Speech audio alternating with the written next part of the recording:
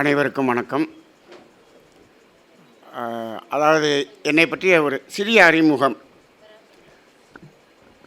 அதாவது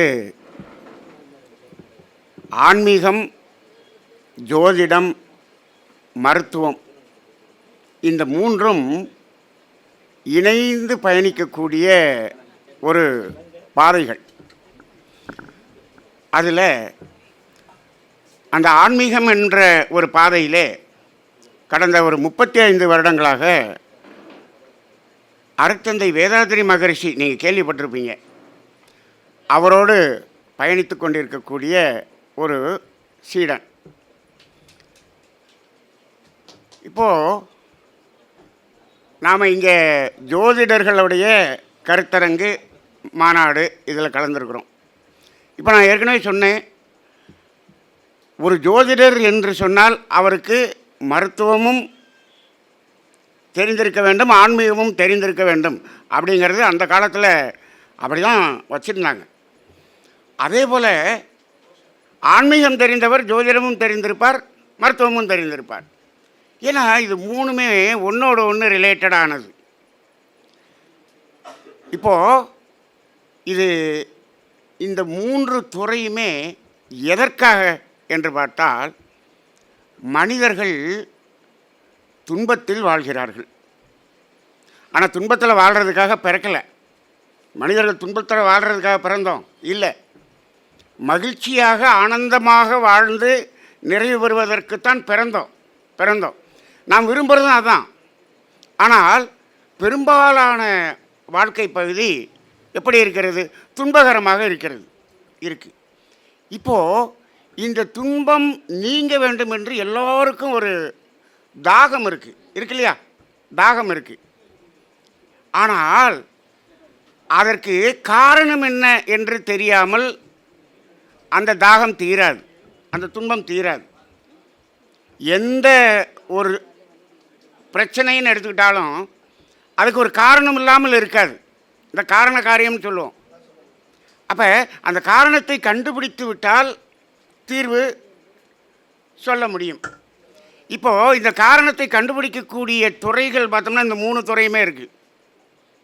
மருத்துவத்தில் காரணத்தை கண்டுபிடிப்பாங்க. நோய் அப்படின்னு சொன்னோம்னா இது ஏன் வந்தது அப்படின்னு அதற்கு ஒரு மூலத்தை அவர்கள் ஆராய்ந்து பார்ப்பார்கள். இப்போ எல்லாம் அப்படியெல்லாம் பார்க்குறது இல்லை. இப்போல்லாம் ஸ்கேன் ரிப்போர்ட்டை வச்சுட்டு முடிச்சிடுறாங்க. ஆனால் வள்ளுவர் சொன்ன மாதிரி நோய் முதல் நாடிங்கிறதுக்கு யாரும் போகிறதில்லை. முதல் நாடணும் அப்படின்னு சொன்னோம்னா உடல்லையே நாடணும்னா முதல் நாடுவது கிடையாது. இன்றைக்கி நோய் இருக்குது அப்படின்னா நோய் உடலில் இருக்கிறது. உடல்லையே நம்ம ஸ்கேன் பண்ணி உடல்லையே எல்லா டெஸ்ட் எடுத்து அதில் பார்த்துட்டோம்னா முதல் நாடுவது கிடையாது. முதல் நாடணும்னா எங்கே போகணும்? உடலை தாண்டி உயிருக்கு போகணும், உயிரை தாண்டி மனதுக்கு போகணும். அந்தளவுக்கு போகிறதுக்கெல்லாம் இன்றைக்கி எந்த ஸ்கேனும் கிடையாது. சரி, அப்போ மருத்துவத்தில் மூலத்தை பார்க்கிறார்கள், காரணத்தை பார்க்கிறார்கள். ஆன்மீகத்திலும் என்ன செய்வாங்க? அந்த துன்பத்துக்கான காரணம் என்னன்னு சொல்லுவாங்க. அவங்க எப்படி சொல்லுவாங்க? பாவ புண்ணியம் அப்படிங்கிற மாதிரி, அந்த கர்ம வினை அப்படிங்கிற அடிப்படையில் அவங்க சொல்லுவாங்க. நம்ம ஜோதிடர்களும் என்ன சொல்கிறோம்? இந்த துன்பத்துக்கான காரணம் என்ன அப்படிங்கிறத நாமளும் கண்டுபிடிக்கிறோம். 3 பேரும் அதை தான் செய்கிறோம். அப்போ அந்த காரணத்தை கண்டுபிடித்து நாம் என்ன சொல்லணும்? அவர்களுக்கு வழிகாட்டுதல் தான் நம்மளுடைய ஜோதிடம். வழிகாட்டுதல் செய்கிறது தான் ஜோதிடம். அப்போ மருத்துவரும் வழிகாட்டுதல் தான் செய்கிறார். இன்றைக்கி மருத்துவம் மட்டும் செய்கிறார், வழிகாட்டுதல் செய்கிறதில்லை. ஏன்னா வழிகாட்டுதல் செஞ்சால் அடுத்து வரமாட்டார் அவர். அப்போ அதை மருத்துவத்தோடு நிறுத்திக்கிறாங்க. ஆன்மீகத்தில் இருக்கவரும் வழிகாட்டுதல் செய்கிறார், நாமும் வழிகாட்டுதல் தான் செய்கிறோம். அப்போ அந்த அடிப்படையில் இந்த ஜோதிடம் என்பதற்கு இதில் நல்லா ஆழ்ந்து போகணும்னா, நான் இப்போ ஜோதிடத்தில் நான் பாரம்பரியம் அப்படிங்கிறதுல சும்மா ஒரு நண்பர்களோடு சேர்ந்து அப்படியே ஒரு 30-40 வருஷமாக அதை பார்த்துக்கிட்டு இருந்தது. நான் ஜோதிடரெல்லாம் இல்லை. ஆனால் தேவராஜ ஐயாட்ட, ஆறுமுக ஐயாட்ட நான் இந்த கேபி அந்த ஸ்டெல்லார் அதை கற்றுக்கிட்ட பிறகு நான் இப்போ இந்த ஆன்மீக தத்துவத்தோடு இந்த ஜோதிடத்தை ஒரு ஆராய்ச்சிக்காக எடுத்துக்கொண்டிருக்கிறேன். நான் ப்ரொஃபஷனலாக பார்க்குறதில்ல, ஒரு ஆராய்ச்சிக்காக எடுத்துக்கொண்டிருக்கிறேன். அந்த தத்துவத்துக்கும் இதுக்கும் என்ன வகையில் எங்கெங்கே பொருந்துது, அதில் என்ன விளக்கம் வருதுங்கிறதுக்காக எடுத்திருக்கேன். அப்படி பார்க்கும் பொழுது நமக்கு ஒரு 4 தத்துவம் ஆன்மீகத்தில் இருக்குது. அந்த 4 தத்துவம் தெளிவாக இருந்தால் இந்த ஜோதிடத்தில் உள்ளே இருக்கக்கூடிய உண்மைகளில் ஓரளவுக்கு நம்ம தெரிஞ்சுக்கலாம். இது கடல், இது முழுசாக 100% யாருனாலும் தெரிஞ்சுக்க முடியாது. இருந்தாலும் ஓரளவுக்கு நம்ம அதில் இருக்கக்கூடிய அந்த சாரங்களை நம்ம ஓரளவுக்கு தெரிந்து கொள்ளலாம். அதற்கு 4 தத்துவம் பயனுள்ளதாக இருக்கும். அது என்ன அப்படின்னு சொன்னோம்னா, முதல்ல காந்த தத்துவம்னு ஒரு தத்துவம் இருக்குது. ஆன்மீகத்தில் காந்த தத்துவம்னு இருக்குது. அது என்ன அப்படின்னு சொன்னோம்னா, இப்போது நம்ம ஜோதிடம் அப்படிங்கிறது, ஜோதிடம் எதிலிருந்து வந்தது? வானியல்லிருந்து தான் ஜோதிடம் வந்தது. அதானே, வானியல்லிருந்து ஜோதிடம். வானியல்ங்கிறது ஒரு அறிவியல், அதை ப்ராக்டிக்கலாக கொண்டு வந்தோம்னா ஜோதிடம். இப்போ சயின்ஸுன்னு சொல்லுவாங்க, அப்ளைடு சயின்ஸுன்னு சொல்லுவாங்க. அதுபோல் தான் வானியல்ங்கிறது சயின்ஸுன்னு சொன்னோம்னா, ஜோதிடம்ங்கிறது அப்ளைடு சயின்ஸ். அது இல்லாமல் இது இல்லை. அப்போ அந்த வானியல் அப்படிங்கிறதுல பார்க்கும் பொழுது அது ஒரு இந்த பிரபஞ்ச காந்தம், அதை பற்றிய ஒரு நாலெட்ஜ், அதை பற்றிய ஒரு அறிவை நாம் முழுமையாக தெரிந்து கொள்ள வேண்டும் என்பது ஒன்று இருக்கிறது, காந்த தத்துவம். அந்த காந்த தத்துவத்துக்கு போயிட்டோம்னா அதுக்கு உள்ளே என்ன இருக்கும்னா, அதோடு இணைந்து இருக்கக்கூடியது அலை இயக்க தத்துவம். அலை இயக்க தத்துவம் இது ரொம்ப ரொம்ப ரொம்ப ரொம்ப நம்ம ஜோதிடத்துக்கு ரொம்ப முக்கியமான ஒரு தத்துவம். ஏன்னா இந்த அலை இயக்க தத்துவத்தின் அடிப்படை தான் இந்த பிரபஞ்சமே இயங்குகிறது. நாம் இயங்குகிறோம், நம்மை இயக்குகிறது இந்த கோள்கள், இதெல்லாம் நம்மளை இயக்குகிறது. இப்படியெல்லாம் நம்ம எத்தனையோ பலன்கள்லாம் சொன்னாங்க. எல்லாமே அலை இயக்க தத்துவத்தின் அடிப்படையில் தான் வருது. அப்போ அந்த அலை இயக்க தத்துவம் அப்படிங்கிறது நமக்கு தெரியணும். இந்த 2 தத்துவமும் அதாவது தத்துவமாக தெரிய வேண்டும். அதற்கு அடுத்து ப்ராக்டிக்கலான தத்துவம் 2 இருக்குது. என்ன அப்படின்னா, செயல் விளைவு தத்துவம்னு ஒன்று இருக்குது. செயல் விளைவு தத்துவம் இல்லாமல் எந்த நிகழ்வும் மனிதனிடம் நடப்பது இல்லை. செயல் விளைவு தத்துவம். அதே போல் கர்ம வினை தத்துவம். செயல் விளைவு தத்துவமும் கர்ம வினை தத்துவமும் ஒன்றோட ஒன்று ரிலேட்டடானது. காந்த தத்துவமும் அலை இயக்க தத்துவம் ஒன்றோட ஒன்று ரிலேட்டடானது.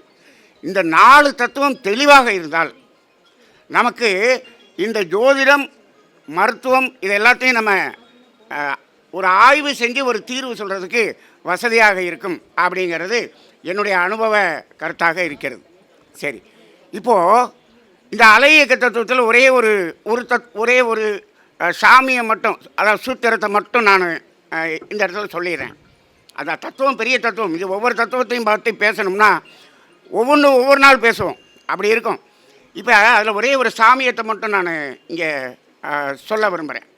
என்ன அப்படின்னம்னா, இப்போ எல்லாம் சனி பகவானை பேசினாங்க, மற்ற கோள்களை பற்றியெல்லாம் பேசணும்.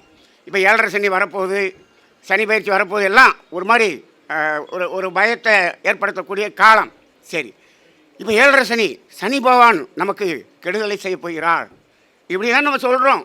அப்படி தான் நம்ம நாடு முழுவதும் சொல்லிக்கிட்டே இருக்கோம். சனி பகவான் நமக்கு கெடுதலை சனி பகவான் எனக்கும் அவருக்கு எந்த பிரச்சனையும் இல்லையே, எனக்கு எதுக்கு அவர் கெடுதலை பண்ணணும்? நான் அவருக்கு ஒன்றும் பண்ண மாதிரி தெரியலையே, அவர் ஏன் எனக்கு கெடுதலை பண்ணுகிறார்? இப்படி கேள்வி கேட்குறவங்க இருக்காங்க. இந்த கேள்விகளுக்கெல்லாம் நம்ம பதில் சொல்லாமல் இருக்கும்போது ஜோதிடத்தை என்ன பண்ணிடுறாங்க, ஜோதிடமெல்லாம் பொய்யாண்டு வெளியிடுறான். அப்போ ஜோதிடம் என்பதில் நம்ம மக்களுக்கு ஒரு தெளிவை கொடுக்க வேண்டிய ஒரு சூழ்நிலையாக இருக்கிறது. சனி ஏன் எனக்கு துன்பத்தை கொடுக்கணும் அப்படின்னு ஒரு கேள்வி வந்துடுது இல்லையா? சரி, இப்போ சனி பகவான் எனக்கு துன்பத்தை கொடுக்குறாரா அப்படின்னு ஒரு கேள்வி போட்டோம்னா, எந்த கோளும் எந்த மனிதனுக்கும் துன்பத்தை கொடுக்கக்கூடியது என்று இல்லை. ஏன்னா அப்படின்னா அது என்னமோ அவர் கெட்டவர் மாதிரி ஆகிப்போதே. இப்போ எனக்கு துன்பத்தை கொடுக்குறாருன்னா அவர் நண்பரா பகைவரா? அவர் பகைவர் ஆகி போயிறார். அப்படிலாம் இல்லையே. அது எல்லாமே இயற்கை ஆகிய அந்த இயற்கையினுடைய தன்மைகள் தானே. அது எப்படி நமக்கு துன்பத்தை கொடுக்கும்? அப்போ அந்த இடத்துல அந்த அலை இயக்க தத்துவம் வேலை செய்யுது. என்ன அப்படின்னு பார்த்தீங்கன்னா, இப்போது அந்த சனியிலிருந்து ஒரு அலை வந்து கொண்டே இருக்கும், எந்த கோளிலிருந்து ஒரு அலை வந்து கொண்டு இருக்கும், ரைட்டுங்களா? எந்த பொருளிலிருந்து ஒரு அலை வந்து கொண்டு இருக்கும். அப்போ சனியிலிருந்து ஒரு அலை வந்து கொண்டு இருக்கும், ரைட்டா? இப்போது இது என்னது, எப்படி சொல்கிறீங்க? பேனான்னு எப்படி சொன்னீங்க? பார்த்தோன்னு சொல்லிட்டீங்க. நீங்கள் அங்கே இருக்கீங்க, நீங்கள் இங்கே இருக்குது இந்த பேனா. எப்படி அங்கேருந்து இங்கே பார்த்தீங்க? பார்வை. பார்வைன்னா என்ன? அந்த கண்ணு அங்கேருந்து நீங்கள் வந்து பார்த்துட்டு போய் உட்காந்துக்கிச்சா? அலை. இப்போ அலை கண்ணுலேருந்து வந்துச்சா பேனாலேருந்து வந்துச்சா? கண்ணுலேருந்து வந்துச்சா பேனாலேருந்து வந்துச்சா? கண்ணுலேருந்து நீங்கள் வந்து பார்த்துட்டு போகுது. அப்படியா? சரி. இப்போ பாருங்கள், நான் இப்போ ஒரு சூத்திரத்தை மட்டும் சொல்கிறேன். எந்த பொருளில் இருந்தும் ஒரு அலை வந்து கொண்டே இருக்கும். இது எல்லா கிரகங்களுக்கும் பொருந்தும், எல்லா பொருளுக்கும் பொருந்தும்.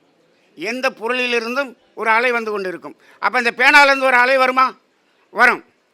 ரெண்டாவது பாயிண்ட்டு, முதல் பாயிண்ட்டு, எந்த பொருளிலிருந்து ஒரு அலை வந்து கொண்டு இருக்கும். ரெண்டாவது பாயிண்ட்டு, அந்த அலை அந்த பொருளின் தன்மையை தாங்கிக் கொண்டே தான் வரும். இதிலிருந்து வரக்கூடிய அலை பேனாங்கிற தன்மையை தாங்கிக் கொண்டே செல்லும். ரைட்டா? ரெண்டாவது பாயிண்ட்டு, அந்த அலை அந்த பொருளின் தன்மையை தாங்கிக் கொண்டே வரும். அப்போ சனியிலிருந்து வரக்கூடிய அலை சனியினுடைய குணத்தை தன்மையை தாங்கிக் கொண்டே வரும். ஆனால் ஒவ்வொன்றுக்கும் ஒரு தன்மை தனியாக இருக்குது. சனின்னா அதுக்கு ஒரு தன்மை, சுக்கிரன்னா வேற ஒரு தன்மை. இது எப்படின்னா, ஒரு கணக்கு வாத்தியார் இருப்பார், ஒரு சயின்ஸ் வாத்தியார் இருப்பார். சயின்ஸ் வாத்தியார் என்ன பண்ணுறாரு, என்னப்பா ஹோம்ஒர்க் பண்ணியா? பண்ணலை சார்.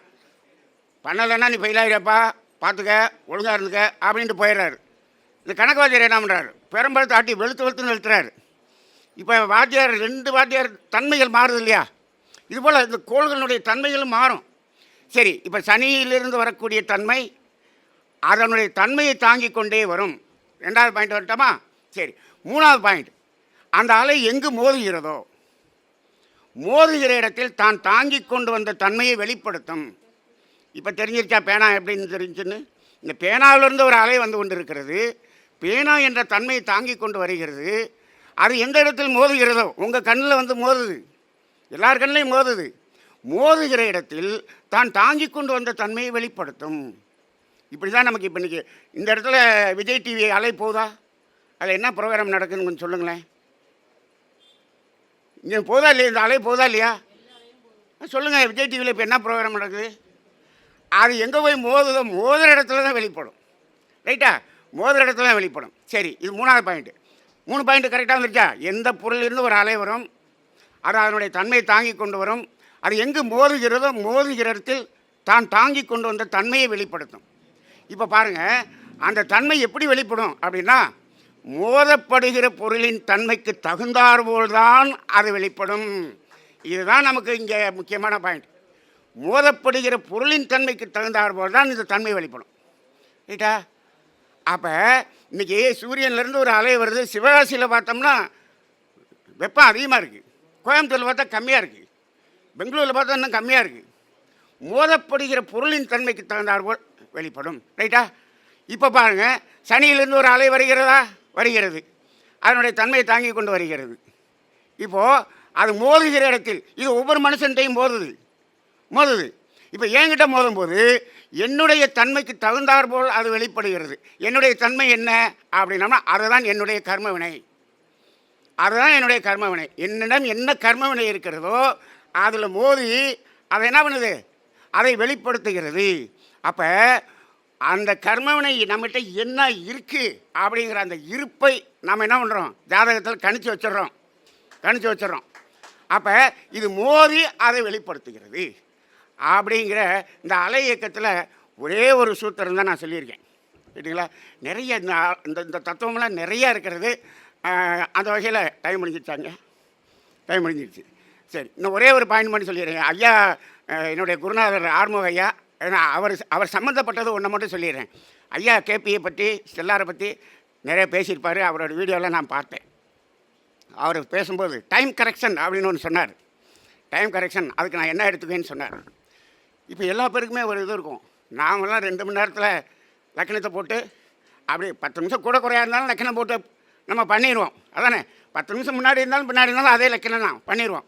ஆனால் இந்த ஸ்டெல்லாரில் 20 செகண்டு 30 செகண்ட் தள்ளனோம்னா மாறிடுது, கிரகம் அங்கங்கே மாறிடுது. அப்போ 1 நிமிஷம் 2 நிமிஷம் அதுக்குள்ளே என்ன பண்ண மாற்றம் வருது, ஜாதகத்திலே மாற்றம் வருது. ஏன்னா உள்ளே போயிடுறாங்க, சப்ளாடு போயிடுறாங்க. அப்போ அந்த நேரத்தை கரெக்ட் பண்ணுறாங்க இல்லையா? அது நேரத்தை நீங்கள் என்னங்க கரெக்ட் பண்ணுறது? நான் சொல்கிற நேரம் வந்து நீங்கள் என்ன கரெக்ட் பண்ணுறது அப்படின்னு ஒரு நிறைய பேருக்கு கேள்வி வரும். நீங்கள் எப்படி கரெக்ட் பண்ணுறீங்க? அதை சரியான நேரத்தை கண்டுபிடிக்கிறோம். இப்போ அதுக்கு ஒரே ஒரு உதாரணம் மட்டும் சொல்கிறேன். இப்போது ஒரு 4 ரோடு பிரியுதுங்க.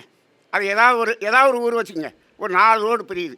இப்போ நம்ம பைபாஸில் வந்தோம்னா ஒரு 4 இடத்துல 4 ரோடு பிரியும். இங்கிட்டு போனால் தஞ்சாவூர், அங்கிட்டு போனால் மதுரை, இங்கிட்டு வந்தோம்னா சென்னை, இங்கிட்டு போனோம்னா திருச்சி. 4 பிரியுதா? இப்போது இந்த 4 ரோடு இருக்குதுன்னு வச்சுக்குவோம்.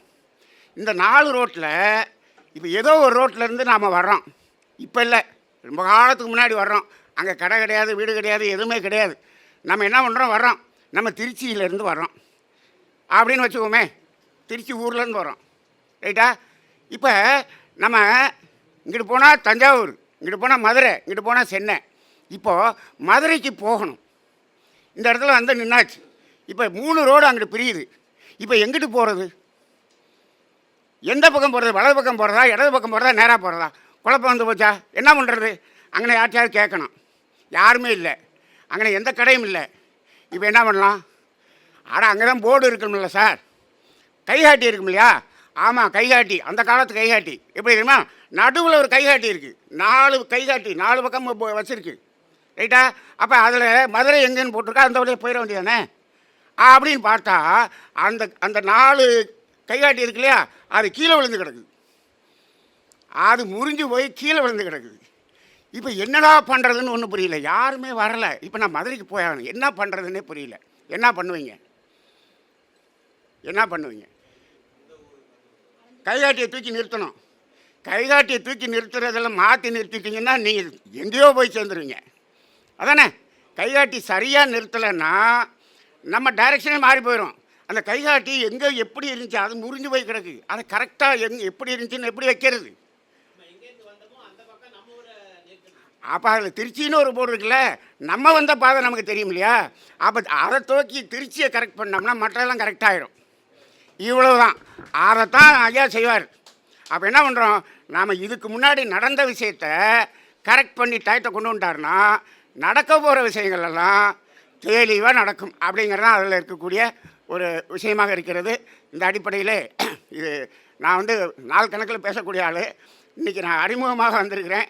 அதனால் பின்னால் ஒரு வாய்ப்பு கிடைத்தால் இந்த 4 தத்துவங்கள் இன்னும் இது சார்ந்த நிறைய ரிலேட் பண்ணி என்னுடைய ஆராய்ச்சி சார்ந்த விஷயங்கள் எல்லாம் நான் உங்களுக்கு கொடுக்கறதுக்கு சம்மதிக்கிறேன் என்று கூறி, இந்த வாய்ப்பை கொடுத்த ஆறுமுக ஐயா அவர்களுக்கும் எங்களது உடன்பிறவா சகோதரர் விஜயகுமார் அவர்களுக்கும் மற்றும் இந்த சங்கத்தைச் சேர்ந்த தலைவர், செயலாளர், அந்த நிர்வாகிகள் அனைவருக்கும் நன்றி கூறி நிறைவு செய்கிறேன். நன்றி. வாழ்க வளமுடன்.